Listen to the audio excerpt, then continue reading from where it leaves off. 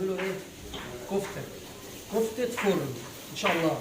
دي طبعا لحمه بلدي بس واخده وشين اتنين، فهي خشنه شويه مش ناعمه. هي اصلا كفته الفرن تاخد 3 وشين عشان تبقى ناعمه وايه، ما تبقاش يعني جامده معانا في الصبع من جوه. تمام.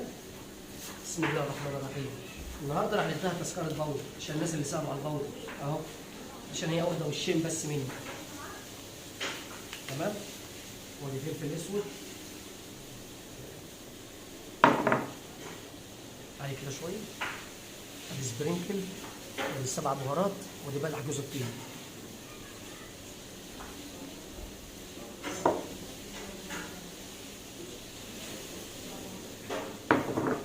ادي بابريكا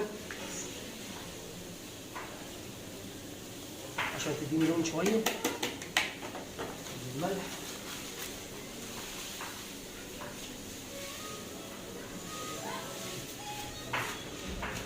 ودي خلطه الكفته.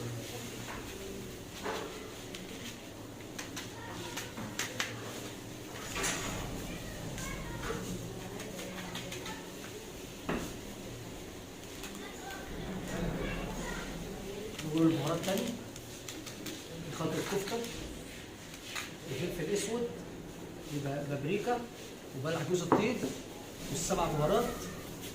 تمام. وهنقلب بعضها اهي نخلطها شوية. وبعد كده ايه، أنا معايا بصل وتوم، والبصل بميته أهو.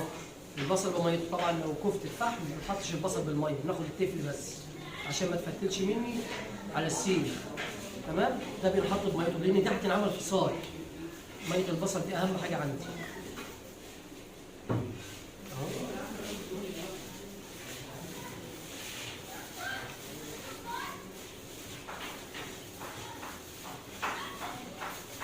تمام. السلام عليكم. هنكمل مع حضراتكم الفيديو بتاع الكفته اهوت. زي ما انتم شايفين احنا عندنا من 15 ل 17 كيلو كفته. تمام. يعني هم يعتبروا ايه 15 او 17 كيلو. تمام. احنا عايزين نشكها طبعا ونحطها في الفرن. الاول هنقول لكم على التوابل تاني. انا حطيت فلفل اسود، حطيت 7 بهارات، حطيت بلح جوز الطيب. تمام. حطيت اللهم صل على محمد حبهان ناعم. تمام. حطيت سبرينكل، حطيت ملح، بصل، ثوم فقط لا غير. تمام. دي التوابل بتاعتي. انا دلوقتي عايز نشكها ونحطها في الفرن في الصاج. عندي 3 حاجات ممكن نعملها. الاول هنبل دي ميه، عندي خله بتاعت الشيشه اهي اهي، ممكن نشك بيها كده. تمام اهو، نشك بيها وناخد الصبع كده وننزله فين؟ في الصاج. تمام اهو، ناخد الصبع وننزله في الصاج. دي خله، بس انا ما برجعش الخله لان الخله رفيعه مهما كان، فتحه الصبع من جوه هتبقى صغيره، ومسافه ما نحط في الفرن هيلم تاني ويقفل المسام بتاعته من جوه تاني زي كده. يعني لو فتحته كده بيلم تاني ويقفل غير السيخ. ما عنديش مثلا خله او الخله مش عجباني، ممكن مستحد سواء كبير سواء صغير ملفوف عريض، مستحد بتاع السكاكين، ونيجي واخد صبع بصبع عليه كده اهو. تمام اهو، ناخد الصبع عليه كده اهوت اهو، ونيجي سحبه ونيجي منزله الايه؟ الصاج اهو. ده المستحد. مفيش سيخ من بتاع الشوايه، مفيش، خلاص اهو. نتعامل عادي بقى مع الكفته، كفته عاديه اهوت، نصبحها اهو ونحطها في الفرن اهو في الصاج، وبعد كده نخش الفرن. ممكن بقى ان شاء الله يعني بعد ما تطلع من الفرن وتستوي وتطلع معايا وتبقى تمام وزي الفل، ممكن نعمل ايه وهي في الصاج كده. بعد ما استوت ممكن لو عندي شوربه، نص صاج شوربه، تمام، سواء بقى بصلصه او من غير صلصه، وعلى النار، ونحط الصاج وكل شويه نقلبه ونخليه ايه، الكفته دي تاخد غلوه، المسام بتاعتها تتفتح وتشرب من الشوربه، تروح طريه زي الملبن معايا. وممكن برضه في نفس الوقت نحط الشوربه ديت ونغطي الكفته، نغطيها عشان الصاج بتاع الفرن تاني ما ينشفاش، وندخلها فين؟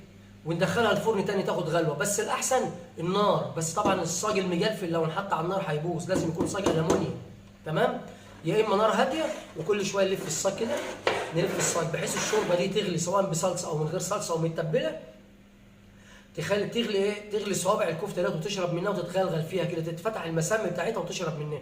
يروح صبع الكفته معاكم حلو وانت بتاكلوه كده تلاقوه ناعم وحلو ويتبلع بسرعه، ما يخليش الواحد يشرب كده وهو بياكل، لان الكفته ديت لما بتخش الفرن تمام يعني بتبقى يعني بتخلي الواحد ممكن يعني يزور منها، بتبقى ناشفه شويه كفته الفرن بالذات غير كفته الشاوي تمام. دي حاجه. وان شاء الله انا هنصبع ونخلص ال 15 كيلو دول ان شاء الله وال 17 وايه، وهنتابع معاكم برضو ايه وهي في الفرن بتستوي وبتطلع من الفرن ان شاء الله باذن الله يعني ان شاء الله. زي ما انتم شايفين الكفته معانا 15 كيلو هم دول عاملين في حدود 385 صبع بالظبط اهو، 385 صبع بالتمام والكمال تمام. دول كده صبعناهم وسبتهم في التتبيله بتاعتهم للصبح، لان طبعا احنا في شهر امشير مش كده؟ احنا في شهر امشير، النهارده 2 امشير او 1 امشير، فالجو رطوبه ما نخافش عليها ابدا، مش هتزعلني بحاجه زي ما بقول اهو. الصبع صبع وحاجه ما شاء الله عليها زي الفل كده، تشرب من التتبيله بتاعتها وتبقى زي الفل، والصبح ان شاء الله نسويها في الفرن ونطلعها ونفرجكم عليها ان شاء الله. يلا ادي الكفته يا جماعه معانا اهي. اللهم صل على محمد. البريكه مديها لون احمر ازاي؟ ان شاء الله ان شاء الله. اللهم صل على محمد. اللهم صل على محمد.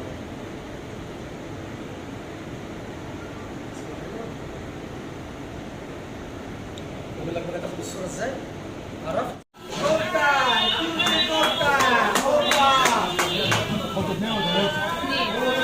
ليه؟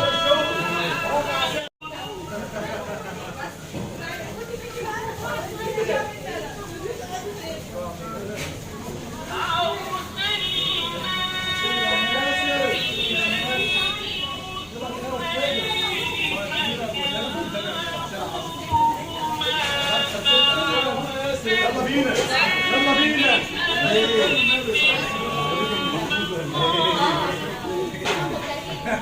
لا انا راح اجيبه يا اختي.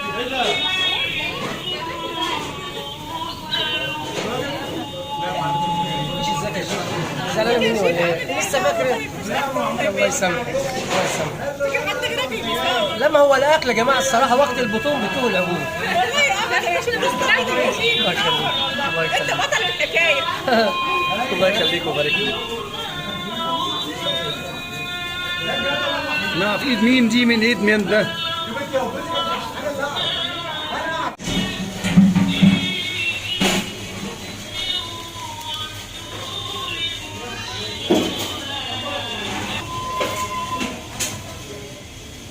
بسم الله ما شاء الله. المناديل ورا.